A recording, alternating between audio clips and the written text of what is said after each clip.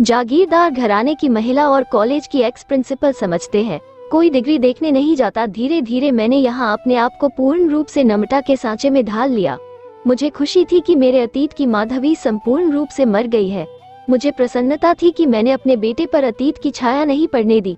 अपने बेटे के बारे में मैंने जो सपने देखे थे वो एक एक करके पूरे होते गए और आज मेरा बेटा वहाँ खड़ा है जहाँ मैं उसे देखना चाहती थी।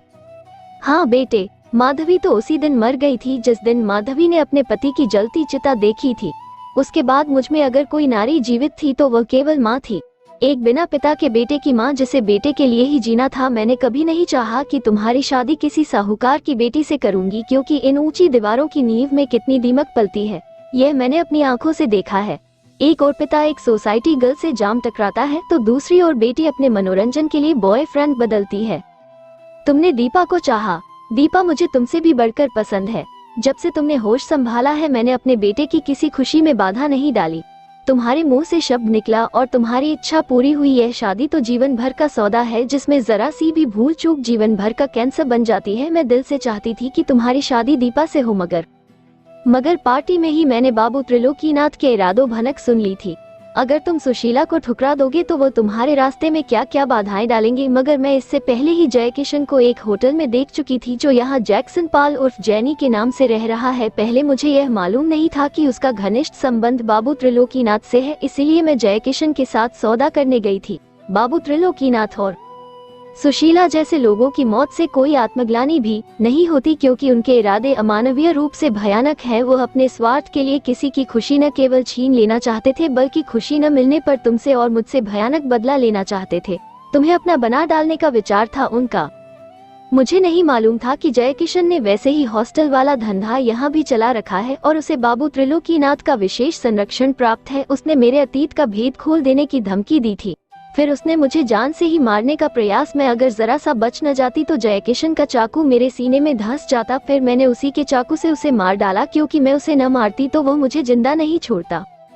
मगर मरने से पहले ही शायद उसे बाबू त्रिलोकीनाथ को मेरे बारे में बताने का समय मिल गया था। जयकिशन मुझे नम्रता के रूप में माधवी के नाते नहीं जानता था, मगर बाबू त्रिलोकीनाथ जानते थे कि उन्हें और उनकी बेटी को कौन समाप्त कर सकता है, क्योंकि वो भी जानते हैं कि मैं अपने बेटे की खुशी के लिए क्या कर सकती हूँ।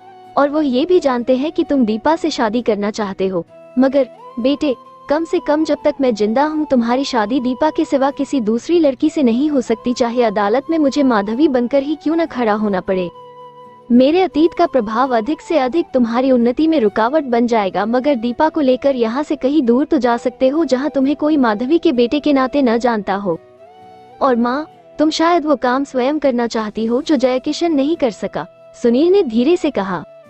बेटे, त्रिलोकीनाथ अपने जीवन में तुम्हें और दीपा को कभी मिलने नहीं देगा और मैं उसे और उसकी बेटी को जिंदा नहीं रहने दूंगी।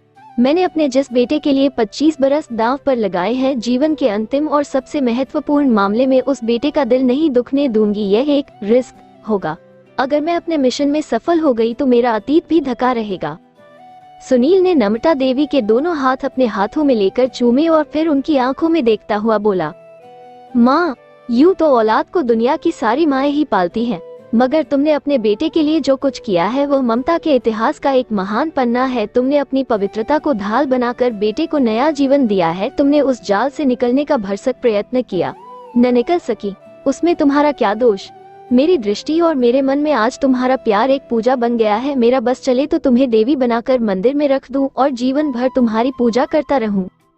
बहरहाल, तुमने अगर एक निष्ठावान सिपाही के समान अपना जीवन गुजारा है तो मैं भी तुम्हारे ही हाथों परवान चढ़ा हुआ एक सिपाही हूँ। जिस सोसाइटी और समाज से तुम इसलिए न जीत सकी कि तुम स्त्री थी, उस समाज से अब ये सिपाही लड़ेगा जिसे तुमने जन्म दिया और पाला है। मैं नहीं कहता कि जिस रोग के कीटाणु इस देश की सभ्यता की जड़ों तक में घुस गए हैं उस रोग को समाप्त करने में मैं सफल ही जाऊंगा, मगर सबसे पहला नारा तो किसी को लगाना ही है।